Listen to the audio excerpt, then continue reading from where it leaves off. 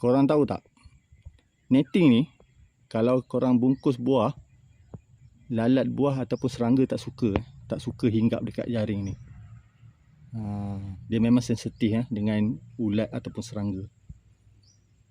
Sangat sensitif ulat takut dengan benda ni. Kalau korang nak bungkus buah jambu, limau, mangga, apa saja buah yang sering dirosakkan oleh lalat buah ataupun ulat, tuan-tuan boleh guna netting ni. Memang terbaik. Tengok mangga harum manis saya dah bungkus. Bukan baru bungkus dah lama dah bungkus ni. Masih lagi steady. Pengalaman 2-3 kali, 2-3 musim yang lepas guna netting ni berbaloi. Tengok. Ada juga saya guna ni, plastik ni, kertas yang ni untuk bungkus buah mangga.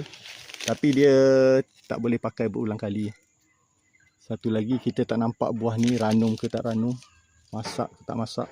Kalau pakai netting ni kita nampak masak dia. Okey.